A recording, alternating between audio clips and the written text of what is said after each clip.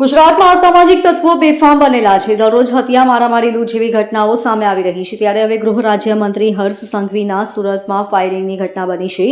સુરતમાં ઉધના વિસ્તારમાં આવેલી આરાધ્યા કોર્પોરેશનની ઓફિસમાં 2 રાઉન્ડ ફાયરિંગ થયાના સમાચાર મળી રહ્યા છે. બાઇક પર આવેલા અજાણ્યા 2 શખ્સો ફાયરિંગ કરીને ફરાર થઈ ગયા હતા.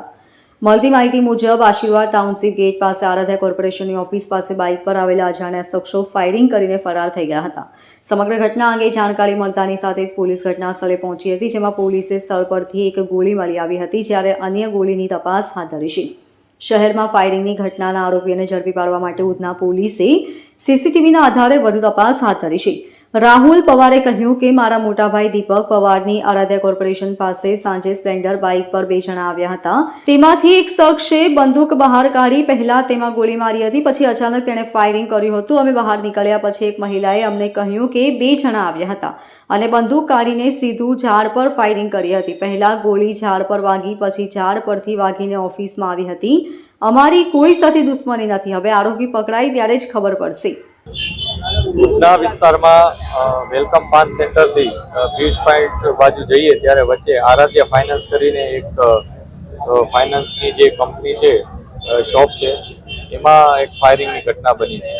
આ ઘટનામાં જે પ્રાથમિક વિગત છે એ મુજબ એક બાઇક ઉપર 2 જણાએ આવી અને આ ફાયર કર્યા હોવાની માહિતી છે. અત્યાર સુધી પોલીસને 1 બુલેટ મળી છે, એટલે પ્રાથમિક દ્રષ્ટિએ કહી શકાય કે 1 બુલેટ ફાયર થયેલ છે. પોલીસ તપાસ કરી રહી છે કે હકીકતમાં શું બનાવ છે. જેનું ફાઇનાન્સની આ જે ઓફિસ છે એને પણ વધારે ઊંડાણપૂર્વક પૂછપરછ કરી રહ્યા છે. અત્યારે એની પાસે કોઈ એવી સ્પષ્ટ વિગત નથી કે એને કોઈ સાથે અણબનાવ કે કોઈ દુશ્મની હોય કે એવું કાંઈ, પરંતુ વધુ અમે ઊંડાણપૂર્વક પૂછપરછ કરી રહ્યા છીએ.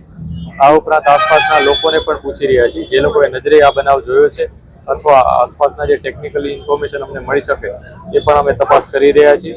આ સાથે સાથે સમગ્ર શહેરમાં અમે નાકાબંધી અને વ્હીકલ ચેકિંગ ઓલરેડી અમારું ચાલુ જ હતું, તો એને વધુ એલર્ટ કરી દીધા છે અને લોકોને ઇન્ફોર્મેશન પણ અમે પોલીસને આપી દીધી છે કે કયા પ્રકારના લોકો અહીંયા આવ્યા હતા અને તમામ વિગતો પર અમે તપાસ કરી અને જલ્દીમાં જલ્દી આરોપી પકડાય એ પ્રકારના પ્રયાસો અત્યારે ચાલુ છે.